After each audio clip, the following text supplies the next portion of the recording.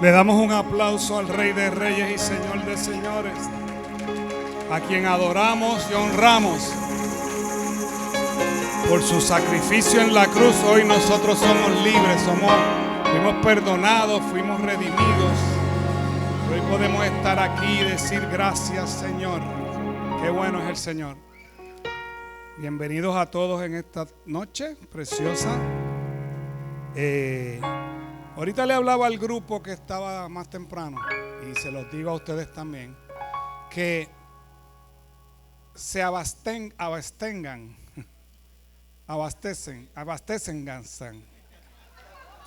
Ustedes entendieron, ¿verdad que entendieron? Ok, compren cosas freezer, ¿sabes? Acuérdate que nosotros no tenemos problema de luz. No es que tiene que ser potería, pero abastezca su casa. Compre carne, freezer y todo, porque puede que en un momento se cierren los puertos. Y tenemos que estar preparados, ¿verdad? Y hágalo, por favor, para que si llega a pasar, ¿verdad? Y vamos a seguir orando para que el Señor pues nos guarde pero es que es casi inevitable, ¿verdad? Que eso llegue aquí, que ya está, eso está hace semanas aquí, es que no quieren decir nada. Pero obviamente nosotros ahora tenemos que empezar a cuidarnos, vamos a empezar a saludarnos así. Yo sé que es difícil, pero tenemos que hacer todo lo que sea posible para evitar contagio, ¿verdad? Y sobre todo las personas que tienen su salud un poco comprometida son los que más peligro pueden correr, ¿verdad? Aunque nosotros estamos bañados por la sangre de Cristo, pero como quiera, yo creo que Dios no cuida descuidos. ¿Entiendes? O sea, yo me paso fumando, ahí me dio cáncer, Señor. No. Pues si no dejas de fumar, ¿entiendes? Así que vamos a cuidarnos, por favor, vamos a cuidarnos. Bueno, vamos a terminar con las vestiduras, pero ya la semana que viene empezamos con los atrios, con todas las partes heavy del tabernáculo. Hoy vamos a terminar con la parte de la vestimenta, porque es muy interesante todo de la forma que todo esto fue hecho y cómo lo analizamos, y podemos ver a Jesús en todas estas cosas, ¿verdad? Vamos a hablar ahora, a comenzar con el pectoral. ¿Se acuerda que tengo la foto ahí del sumo sacerdote? Por favor, si me la encuentran por ahí. Usted recuerda que llevaba una parte aquí. Deja ver si llega la foto. Tiene un cuadro aquí lleno de piedras que en el frente estaba hecho con lino de colores. Mírelo ahí, ¿verdad? Ese cuadrado que usted ve ahí con todas las piedritas en el medio, que tiene 12 piedras y tiene dos al lado, que yo le voy a explicar ya mismo qué es eso. Era hecho de lino de colores, ¿ok? Diferentes colores. Y entonces en el frente tenía 12 piedras preciosas, que cada una simbolizaba las 12 tribus de Egipto, ¿ok? Pero entonces, de Israel y que de Egipto. Era a ver si ustedes están pendientes. Yo siempre se las tiro a ver si ustedes, pero ustedes están pendientes. Eso es lo que me gusta, que siempre están pendientes, ¿verdad? Entonces, cada una de esas tribus tenía el nombre de cada una de las tribus. Y eso simbolizaba que el sumo sacerdote era el representante del pueblo de Dios, ¿ok? Y va a ver más adelante por qué. Los nombres en las piedras del pectoral estaban grabadas, no puestas, estaban grabadas en las piedras, en cada una de las piedras. Y los nombres en las piedras del pectoral no estaban escritos en edad cronológica, sino en referencia con el servicio. Déjeme explicarle algo. En ese tiempo, el primogénito, el primer varón, porque en ese tiempo la mujer no la consideraban, obviamente, ¡qué brutos! Perdóname, ¿cómo tú vas a ser la máxima creación de Dios? La vas a obviar. Que hermano Marisol no está aquí. Llegó, mi amor, imposible. Entonces, puede que sea por una razón que no están en orden cronológico. Y es que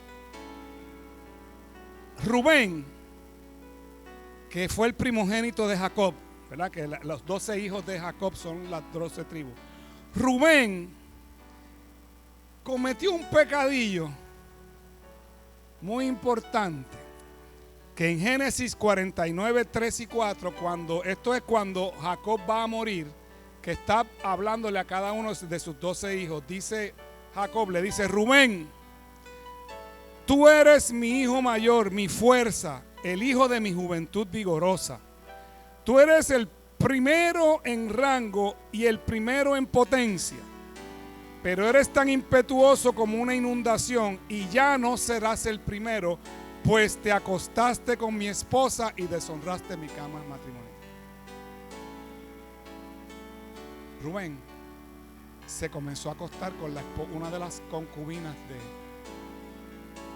de Jacob, y eso lo sacó de la oye, ¿qué me pasa a mí hoy? Primogenitura. Entonces, cuando vamos a Génesis 48, 49, ahora el versículo 8 en adelante, dice: Judá, tus hermanos te alabarán, agarrarás a tus enemigos por el cuello, todos tus parientes se inclinarán ante ti. Judá, mi hijo, es un león joven que ha terminado de comerse a su presa. Se agazapa con un león y se tiende como una leona. ¿Quién se atreverá a despertarlo? El cetro no se apartará de Judá, ni la vara de mando de sus descendientes, hasta que venga aquel a quien le pertenece, aquel a quien todas las naciones honran. ¿De qué tribu era Jesús?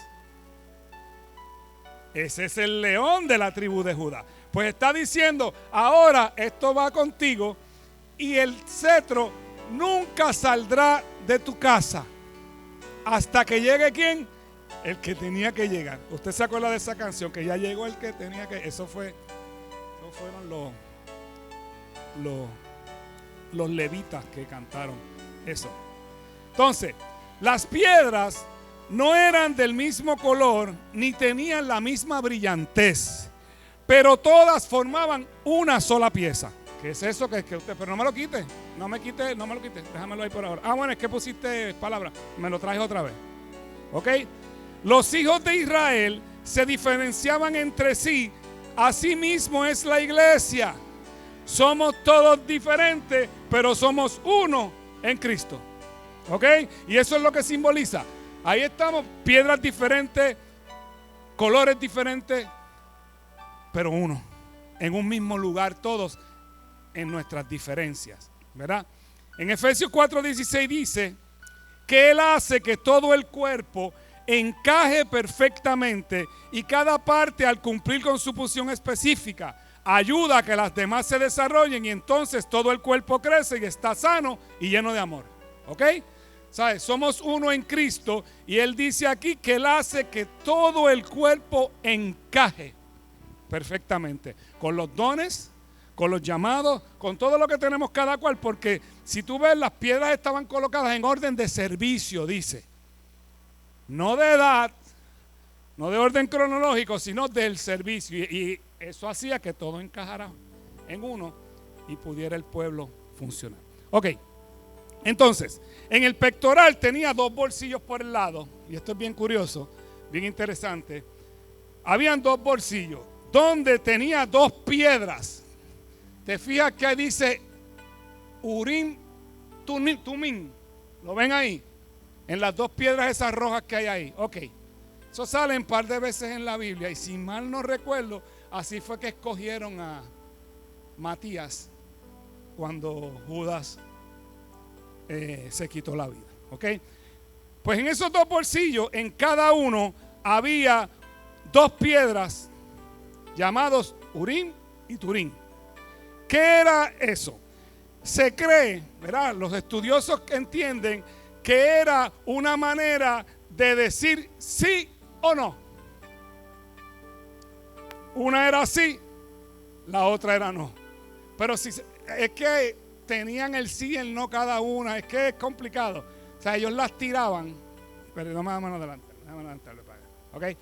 Después del tiempo que tenía de oración el sacerdote sacudía el pectoral y una de esas piedras caía Y Dios iba a hacer que cayera de la manera adecuada. Señor, ¿tú crees que debemos caminar? ¿Can? ¿Sí o no?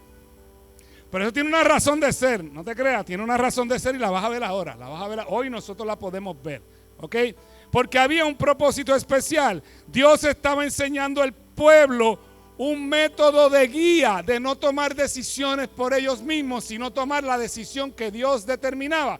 Pero recuerde que en ese tiempo los tres estaban en el trono. Había una presencia en el lugar santísimo, pero solamente el que podía entrar ahí era el sumo sacerdote, ¿verdad? Juan 16:13 dice: cuando venga el Espíritu de verdad, Él os guiará a toda verdad. Él no hablará por su propia cuenta, sino que les dirá lo que ha oído y les contará lo que sucederá en el futuro. ¿Qué pasa?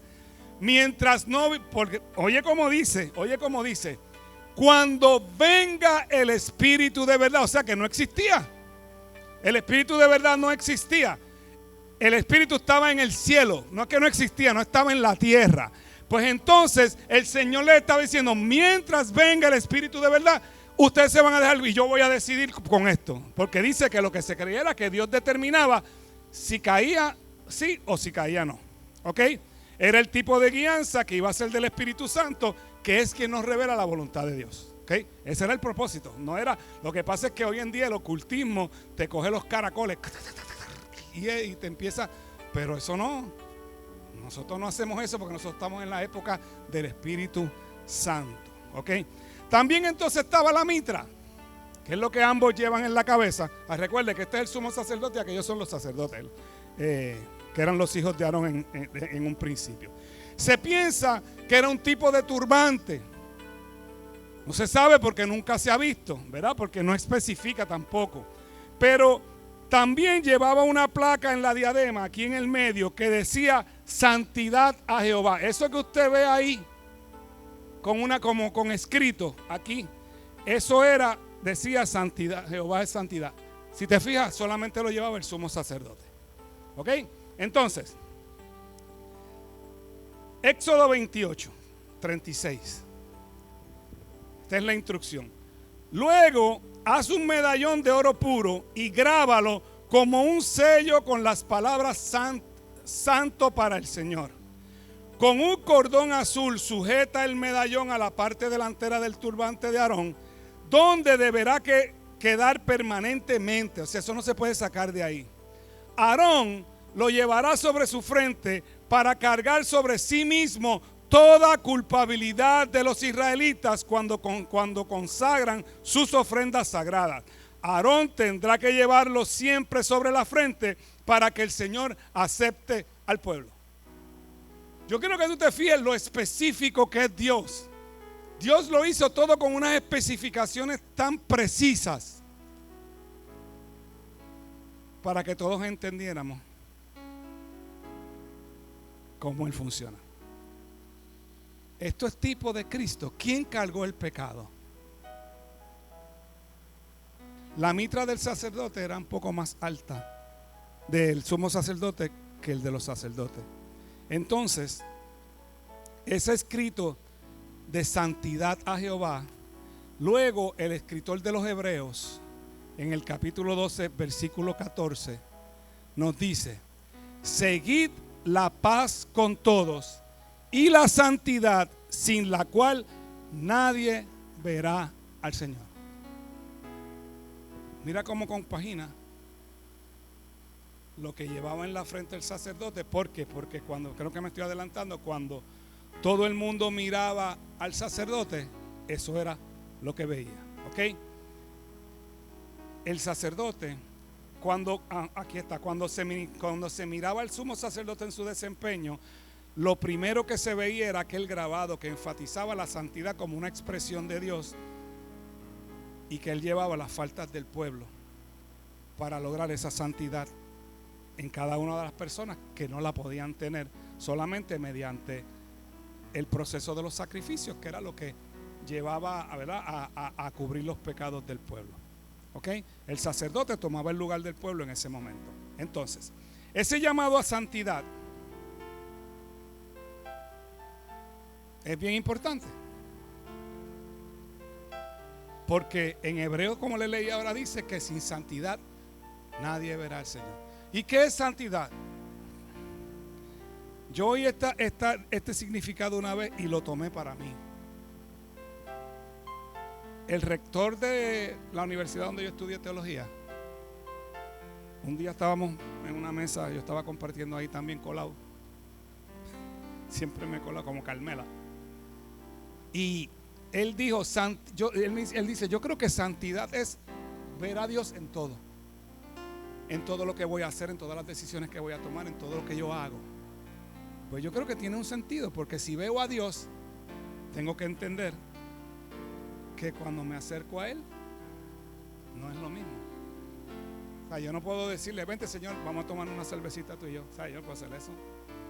Vente, vámonos a janguear para San Juan.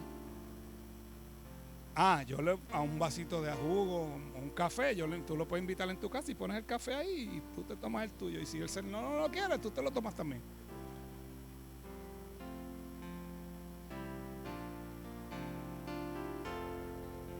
Levítico 20:26. Sé santo porque yo, el Señor, soy santo. Te he separado de las demás naciones para que seas mío. Eso se lo dice individualmente a nosotros aquí también, que somos el Israel espiritual. Ok, la vestimenta de los hijos de Aarón es similar, ¿verdad? Pero ¿por qué sacerdotes? Nos podemos hacer esa pregunta, ¿por qué sacerdotes? Y hay una razón especial, porque desde la caída de Adán, todos fuimos destituidos de la gloria de Dios y nadie se puede acercar a Dios a menos que haya un intermediario, ¿verdad?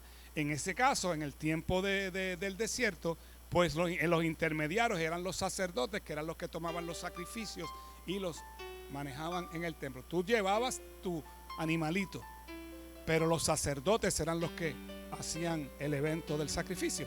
Y una vez al año, usted recuerda que una vez al año se mataba el cordero pascual y se llevaba al lugar santísimo la ofrenda de sangre para el Señor. Pero siempre había tenido que haber un intermediario, ¿verdad? Entonces, al principio, antes de todo esto, los patriarcas, los jefes de familia como Abraham y Jacob, eran los que llevaban la familia a ese lugar. Quienes hacían los sacrificios, usted recuerda que cada vez decían y levantaron un altar, hicieron sacrificio. Cada vez que había una victoria, cada vez que había una conquista, cada vez que algo hacían los patriarcas, pues daban ofrendas al Señor. Recuerde a Job, y hacía ofrendas por los sacrificios, por los pecados que sus hijos pudiesen cometer, porque les tocaba a ellos hasta que Dios establece el sistema de la ley mosaica, y entonces los animales toman el lugar del ser humano como pecadores y mueren en sustitución del ser humano, que es el que se supone que se merecía morir. Si comen de ese fruto, ciertamente moriréis. ¿Lo recuerdas, verdad?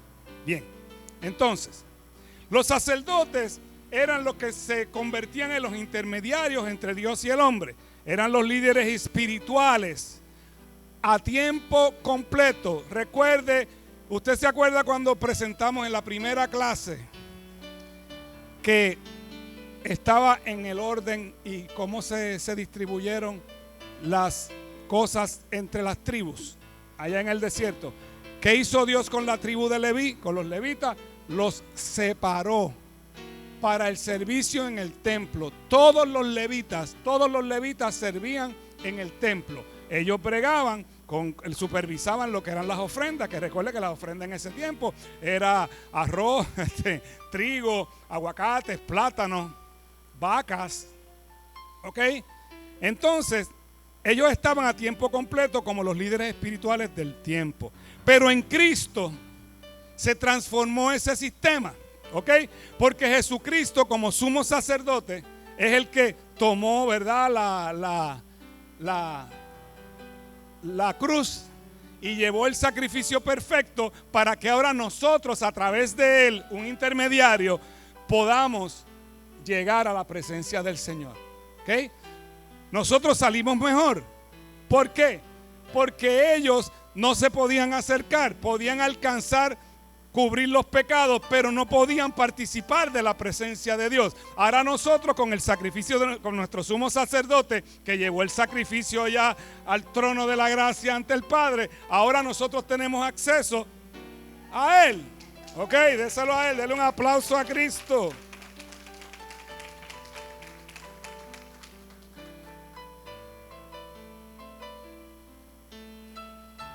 Las vestimentas de los sacerdotes eran similares a la del sumo sacerdote. Los colores, todo significaba lo mismo. La diferencia es que el sacerdote se identifica más con nosotros, los creyentes, que Aarón, que es tipo de Cristo. ¿Ok? Los sacerdotes eran los que servían a Aarón, los siervos de Aarón. ¿Ok? Pero entonces, en el caso nuestro, solo Cristo puede llevar a cabo todo lo que la vestimenta significaba. Solo lo puede hacer el Señor. Recuerde que hablamos bastante de lo que significaba la vestimenta el miércoles pasado. Porque el sumo sacerdote representaba más que los sacerdotes, ¿verdad? Cristo significa más que los sumos sacerdotes. Y entonces, por eso es que todo el tabernáculo toma esa simbología de Jesús. Porque todo lo que hacían, todo ese evento que hacían, está todo en uno en Cristo. Todo en uno. El sacrificio, presentar la ofrenda. Él fue el cordero. Él es el sumo sacerdote. Y Él, el intermediario. Hay un solo intercesor entre Dios y los hombres. Se llama Jesucristo hombre. Eso está en la primera carta del apóstol Pablo a Timoteo. ¿Ok? Entonces, esa simbología representa todo lo que es Jesús. Toda su hermosura, toda su gloria. Recuerde que Él es el más hermoso de los hijos de los hombres. Eso usted cante eso en su casa. Eres el más hermoso. Lo puede cantar en salsa, en reggaetón, en toda la salsa, pero cántelo. Dígale que Él es el más hermoso de los hijos de los hombres, porque Él es el más hermoso de los hijos de los hombres. Su hermosura va más allá de su rostro. Por eso en Isaías 52 dice que no tiene belleza para que nadie lo mire por su belleza. Su belleza va más allá de su rostro. Usted ha conocido gente hermosa que no es tan bonita. ¿En serio? Hay gente que tú dices, mano, pero es que esta persona es tan espectacular. Pero no es por su hermosura física. Es por lo que hay en su interior, ¿verdad? Como dicen, ese ángel que algunas personas tienen. Entonces, llega la consagración del sacerdote.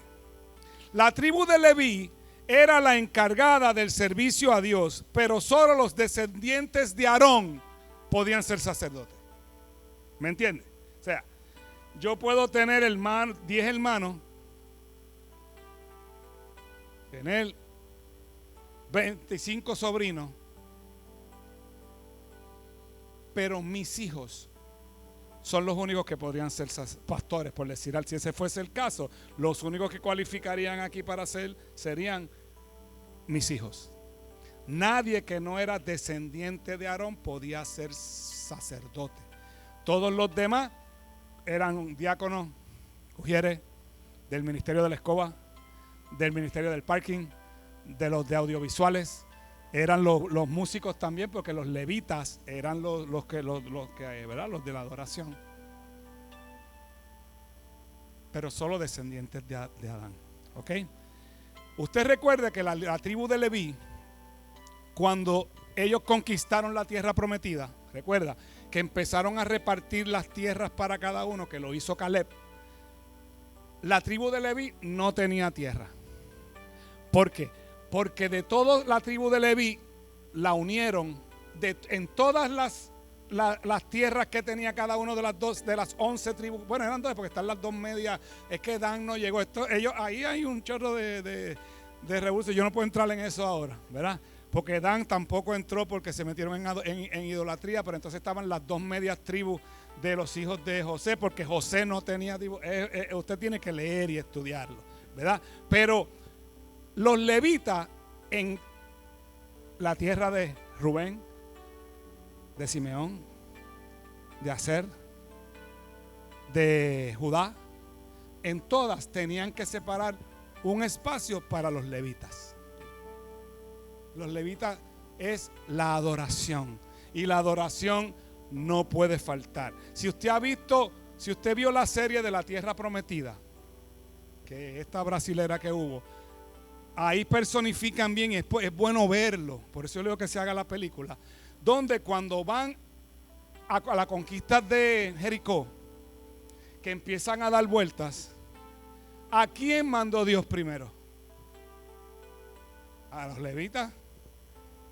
Iban los de las trompetas, iban los que cantan y iban los sacerdotes con el arca del pacto cargado, dando vueltas. Ellos iban adelante y el ejército iba detrás. Yo les leí los otros días a ustedes una batalla donde el rey dice: espérate un momento, levitas, vengan acá, denle adelante. Y no tuvieron que soplar ni un tiro, que no habían en ese tiempo, pero vamos a traerlo al tiempo. Recuerde que todos lo movemos a este tiempo. No tuvieron que ni una flecha ni una lanza, porque la adoración fue primero. ¿Ok? ¿Por qué nosotros antes de la prédica adoramos? Porque es antes de cualquier cosa. En un retiro, ¿por qué adoramos? Porque la presencia de Dios tiene que ir primero. Cuando nosotros permitimos que la presencia de Dios descienda, aunque el Espíritu Santo vive en nosotros, no es literalmente que descendía en aquel tiempo, pero hoy el Espíritu Santo que usted porta, con el que yo porto, con el que la pastora porta, con el que Edwin porta y con el que portan estos hermosos hermanos que todos que están aquí, pues se crea algo que yo no lo puedo explicar, pero se crea una nube de la presencia de Dios tan espectacular, que es la que nos para los pelos, la que nos hace llorar, la que comienzan a ocurrir milagros, o comienzan a ocurrir tantas cosas hermosas en las personas, porque la adoración va primero. Por eso yo siempre le invito, porque mira esto, cuando la pastora sube a dar los anuncios, que son como las 11 menos cuarto, bueno, 10 y media, 11 menos 20, cuando la pastora se para así, está así. Cuando yo subo, hay un montón de gente. ¿Por qué? Porque no les gusta participar de la adoración.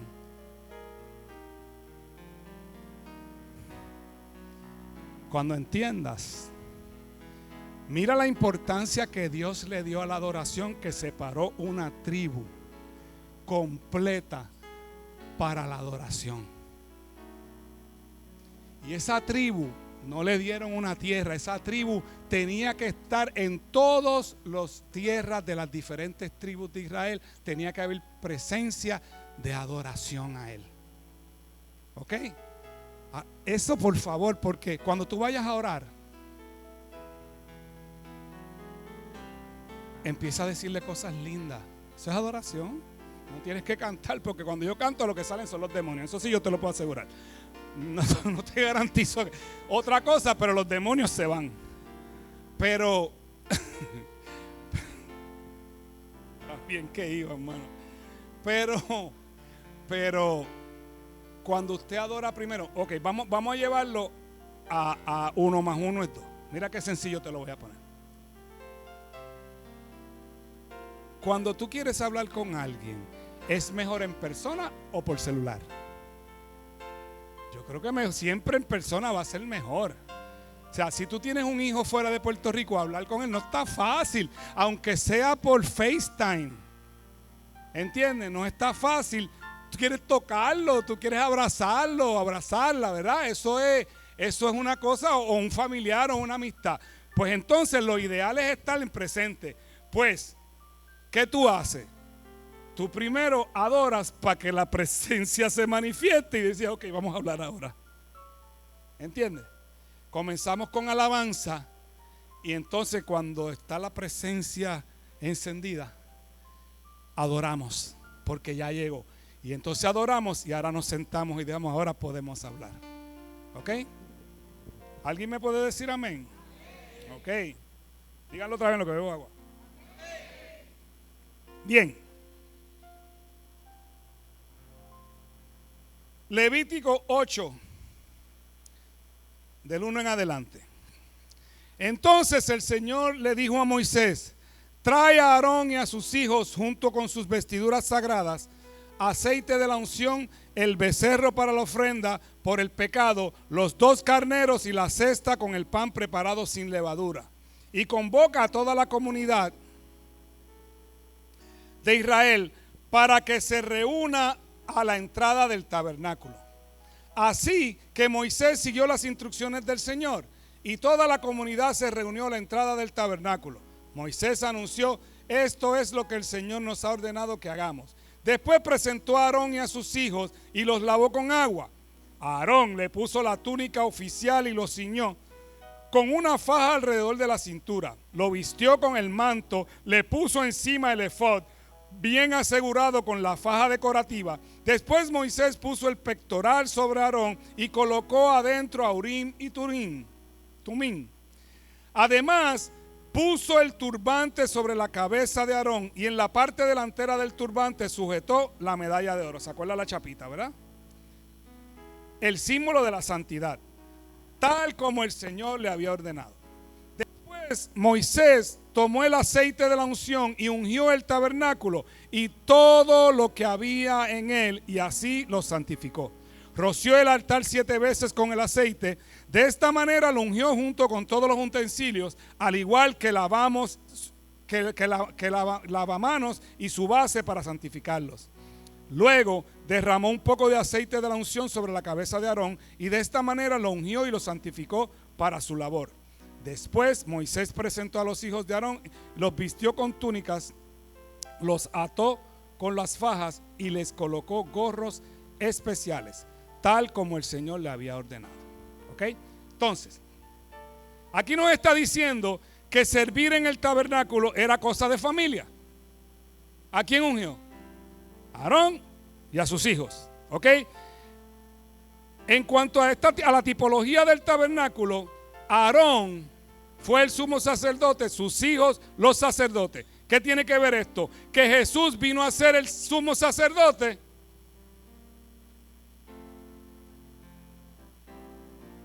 y nosotros los sacerdotes. Nosotros somos una línea de reyes y sacerdotes. ¿Ok? Yo creo que eso me adelanté, pero está bien. Ok. Esta es la consagración de los sacerdotes. Entonces, nosotros ya fuimos santificados. Mira lo que dice 1 Corintios 6:11. Y esto erais algunos, mas ya habéis sido lavados, ya habéis sido santificados y ya habéis sido justificados en el nombre del Señor Jesús y por el Espíritu Santo de Dios. Ok, vamos a la película. Vamos frente al tabernáculo. ¿Qué hicieron con el sumo sacerdote y los sacerdotes? Los ungieron, los santificaron. ¿Verdad? ¿Para qué? Para entrar a servir. Para que los hijos se encargaran de los panes de la proposición, del incienso, del candelabro, de las cosas. Pero cuando llegaba el momento, entonces, recuerde que había una cosa. ¿Tienes el tabernáculo ahí un momentito? Lo que pasa es que no sé si el tabernáculo está dividido. Pónmelo un momentito a ver. Recuerden que el tabernáculo era de 3 partes. El propiciatorio, el lugar santo, ahí no se ve, está bien. No, ahí está completo, no hay uno partido. Mira a ver si encuentras uno. Ajá. Propiciatorio aquí afuera. El lugar santo. Y hay una cortina donde usted ve el ángel ese con las alas. Ahí, eso lo divide una cortina, que era el lugar santísimo. Ahí habitaba la presencia de Dios. Pues quien único podía entrar una vez al año era el sumo sacerdote. ¿Y cuándo era eso? Cuando se celebraba la fiesta de la Pascua. ¿Y qué es la fiesta de la Pascua? Eso viene de Passover, que pasaron el Mar Rojo. ¿Ok? De ahí viene la palabra Pascua. No es de los huevitos que los conejos que ponen huevos, que todavía no he podido encontrar ninguno. y pintados. Y pintados. ¿Ah? Con chocolate por dentro, exacto. Pero esa celebración de la Pascua, yo creo que lo expliqué los otros días, pero la voy a volver a repetir porque es que es tan importante que la gente lo entienda. Se celebraba la fiesta de la Pascua, que el Señor dijo que la iba a celebrar perpetuamente. Se celebraba la salida de Egipto, la salida de 430 años de esclavitud hacia la libertad, hacia la tierra prometida, la tierra que el Señor le había prometido a Abraham, que habían pasado años, pero que iba a llegar. Entonces, en esa fiesta, eso duraba una semana, y dura todavía. Eso es lo que nosotros conocemos como la Semana Santa. ¿Ok? Que nosotros la celebramos para aprovecharnos de que la gente se pone religiosa esa semana y los traemos, ¿verdad? Nosotros no tenemos que celebrar eso así, tal como hacía. Pero ¿cómo se celebraba? Se celebraba, ¿usted recuerda la cena, la última cena? La última cena no es que Jesús los convocó para despedirse de ellos. Esa era la cena pascual que se hacía el día antes de hacer el sacrificio. Y había una manera, porque usted recuerda que cuando estaban en Israel, le dijo, cojan un cordero, mátenlo, saquen su sangre y se lo comen. Y van a comer pan sin levadura. Y les dio unas instrucciones, pues esa cena se repetía cada año. En el día que quedaba, que era el 14 de Nisan. Que eso es entre marzo y abril aproximadamente. Por eso es que usted ve que todos los años la Semana Santa cae que sin abril, que sin marzo. Porque la calculan de cierta forma que cae así. Pero se supone, nosotros la hacemos de lunes a domingo. Se supone que si el 14 de Nisan cayó miércoles, es miércoles. Y si cayó jueves, es jueves. Y si cayó sábado, es sábado. Pero nosotros acá, tú sabes, haciendo las cosas. Entonces, ¿qué pasaba ese día? Cuando llegaba el viernes se hacía, el de jueves para viernes se hacía el evento del Cordero Pascual. ¿Qué era el Cordero Pascual? Ellos habían cogido y separado un corderito durante todo el año y lo cuidaron sin defectos, sin una uña partida, sin un pelito parado. Tenía que ser perfecto. Y entonces ese corderito lo traían y traían otro cordero que se llamaba, el evento se llamaba la ceremonia del Cordero Pascual. ¿Qué pasaba? Y el sumo sacerdote entonces cruzaba sus manos y ponía sus manos en las dos cabezas de los dos corderos. ¿Por qué? Porque uno de esos corderos traía el pecado del pueblo y el otro era que se lo iban a traspasar. Y ese cordero entonces se le pasaba el pecado. Al que le quitaron el pecado lo soltaban y lo dejaban libre. Y lo agarraban y era el sacrificio que entonces el sumo sacerdote, cuando lo picoteaban y le cogían su sangre, el sumo sacerdote entraba detrás de la cortina donde nadie podía entrar, solamente el sumo sacerdote, y rociaba en el lugar santo la sangre. Yo le voy a volver a repetir esto para el que no lo sabe. La ceremonia del Cordero Pascual fue Barrabás y Jesús. Cuando ahí está el simbolismo del pecado, que era Barrabás, y el Cordero de Dios que quita el pecado del mundo. Pues entonces pidieron a Barrabás, pues soltaron a Barrabás. Ese es el que sueltan y dejan libre porque Jesús cogió toda la culpa. Entonces Jesús derramó su sangre en ese cordero. Y entonces, si usted recuerda y si ha visto las películas, cuando Jesús dice, Padre, en tus manos encomiendo mi espíritu, que muere, hay un temblor.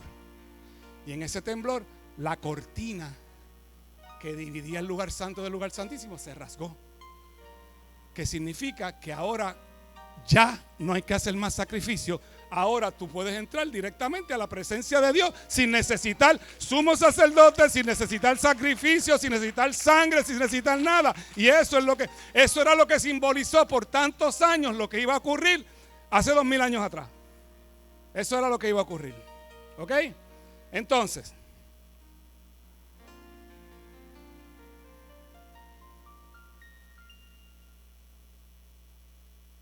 cuando santificaban a los sacerdotes y al sumo sacerdote, Levítico 8:21.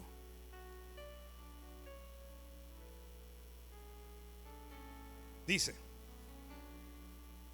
lavó luego con agua los intestinos y las piernas, y quemó Moisés todo el carnero sobre el altar. Eso es una ofrenda quemada. Holocausto de olor grato. Es quemada por eso, para que suba el olor al cielo, ¿verdad? Ese es el simbolismo. Ofrenda encendida para Jehová, como Jehová lo había mandado a Moisés. Después hizo que trajeran el otro carnero, el carnero de las consagraciones. Recuerda todo lo que le expliqué ahora. Y Aarón y sus hijos pusieron sus manos sobre la cabeza del carnero y lo degolló. Y tomó Moisés de la sangre y la puso sobre el lóbulo de la oreja derecha de Aarón. O sea, le hizo sobre el dedo pulgar de su mano derecha y sobre el dedo pulgar de su pie derecho. En el de la mano y en el dedo del pie.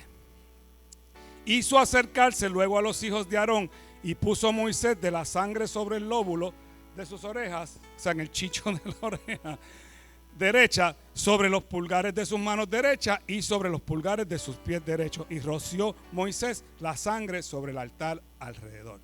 Ok. Cuando hablamos de sangre en la Biblia, ¿qué piensas? ¿Qué tú piensas en sangre? ¿Qué dice la Biblia de la sangre? Sin derramamiento de sangre no hay remisión de pecado.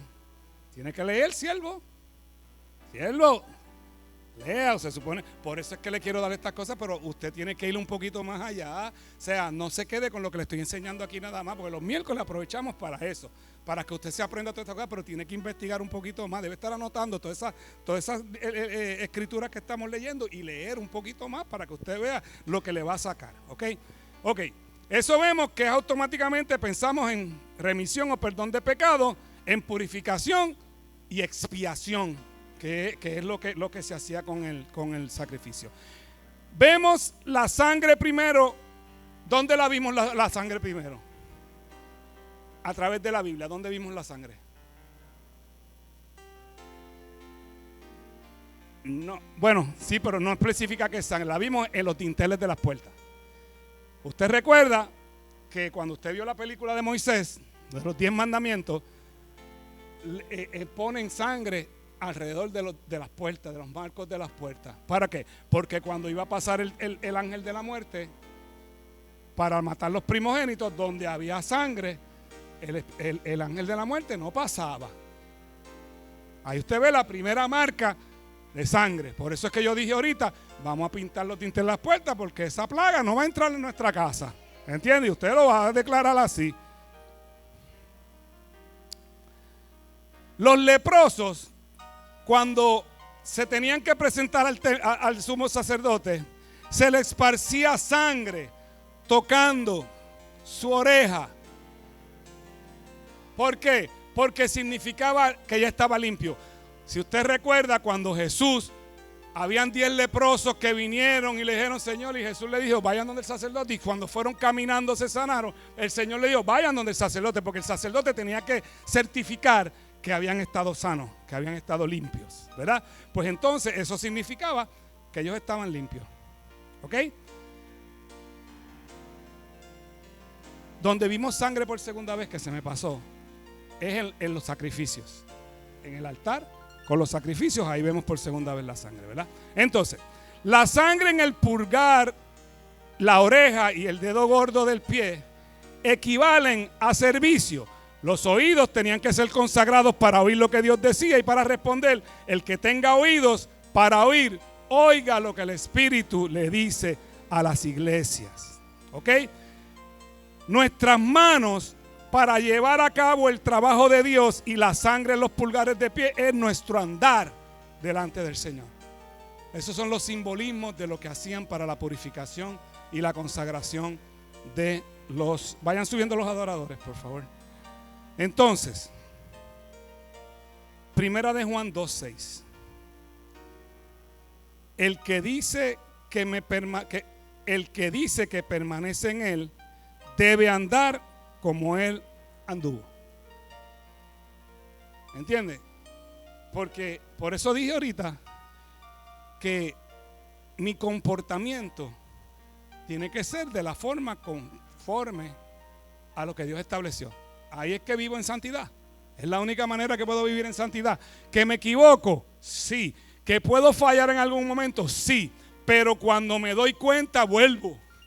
Señor, ay, porque pasa. No somos santos, pero podemos tener una vida en santidad si nos los proponemos, si caminamos como caminaba Él. Ok, la unción, y me refiero a la unción de ungir. Ok, de ungir. Levítico 8, 10 al 12.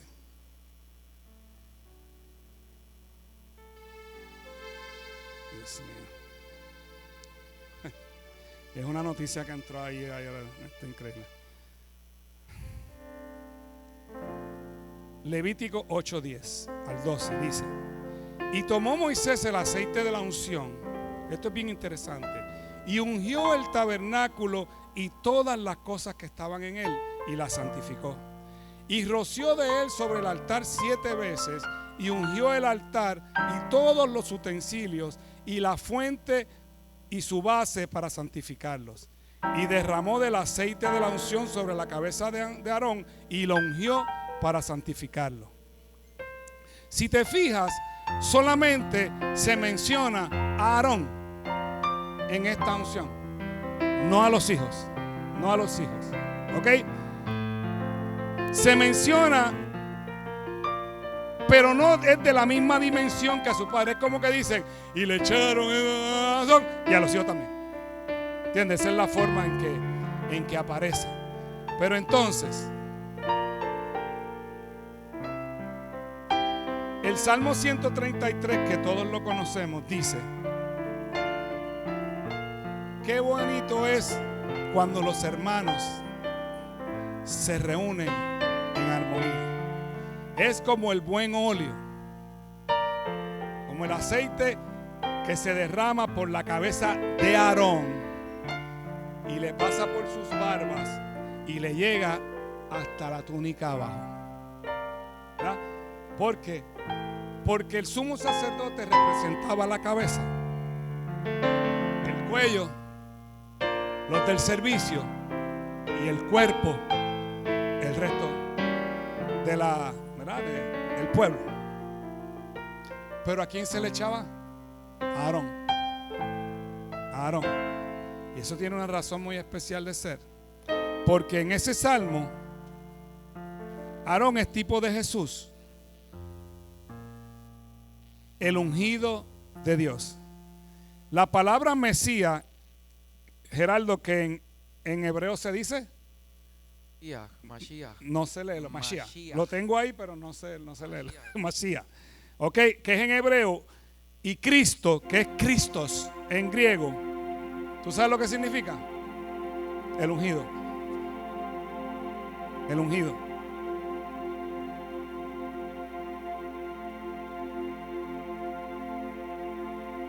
Y como el aceite y el buen óleo se lo echan en la cabeza a Aarón, pero baja. Nosotros somos ungidos como los sacerdotes. Igual. El ungido, acuérdate que dice, y lo ungió.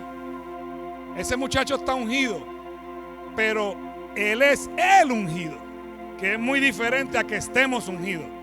Ser y estar son dos cosas muy diferentes. ¿Ok? El llamado ungido es Jesús. Es Jesús. Y Dios desde el principio, Dios desde el principio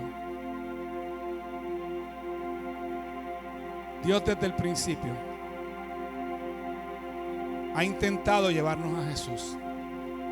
Recuerden Génesis 3:15. Y de la simiente de la mujer nacerá uno,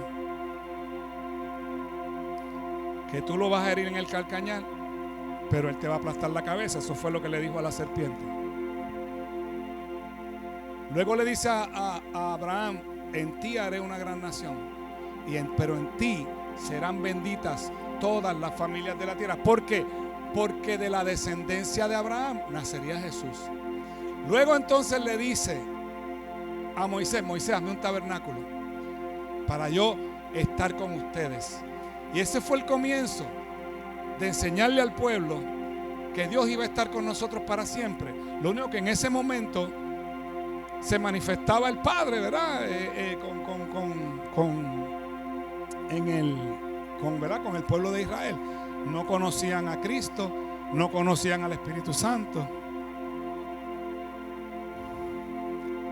Pero entonces nos enseña poquito a poquito cómo es que iba a ser cuando Él llegara. Y los que eventualmente íbamos a venir, cómo iba a ser también. Desgraciadamente todo el mundo no coge este mensaje. Desgraciadamente todo el mundo no agarra este mensaje. La mayoría de la gente piensa en religión y piensa que en otras cosas, que es todo lo contrario a lo que Él es. Él es un Dios espectacular, que se tomó tiempo formándonos en el vientre de nuestra mamá, que se tomó el tiempo soplando aliento de vida, y cuando dice que sopló aliento de vida fue que nos dio una parte de Él, lo que nos da la vida. Recuerda que Eclesiastés dice que cuando nosotros morimos, el polvo regresa al polvo de donde salió, el polvo regresa al polvo, pero el espíritu se va a Dios, al que lo dio. O sea que nosotros tenemos un pedacito de Él en nosotros. Pero no solo eso, luego que se hace hombre, se tomó la molestia de crear un sistema de sacrificios para demostrar lo que Jesús iba a hacer, Él hombre, Él siendo hombre, iba a hacer en un tiempo. Vivir entre nosotros, un Dios todopoderoso que vive entre el pueblo, que por eso el salmista, yo lo entiendo cuando dice: ¿quién soy yo para que Él me mire? Yo soy un ser insignificante para que Él me mire, porque ese es el amor tan grande de Dios. Luego entonces nos dice: pero ustedes tranquilos, a ustedes les conviene que yo me vaya, porque si yo me voy, yo les voy a enviar otro consolador, que ese va a estar con ustedes para siempre. Ese es el que va a dar testimonio de mí, el que los va a guiar, el que los va a llevar a donde yo quiero que vayan. Pero es rechazado. Tú sabes que Jesús es el nombre más conocido de la historia, pero es el más odiado. Lo odian más que a Hitler. Esto es increíble. Y no se debe odiar a nadie, ¿verdad? Pero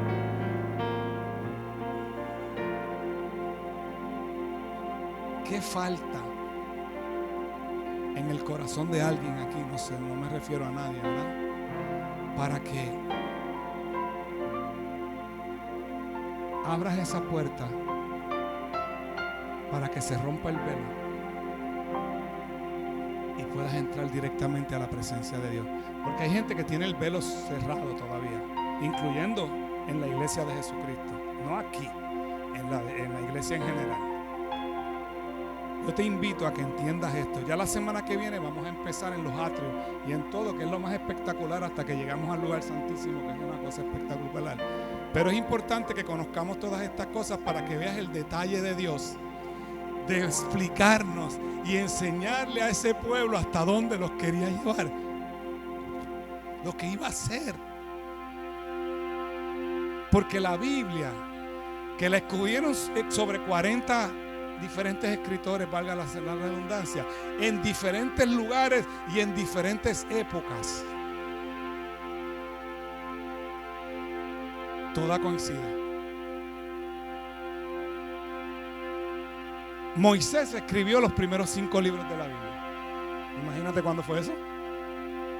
4,000 años atrás.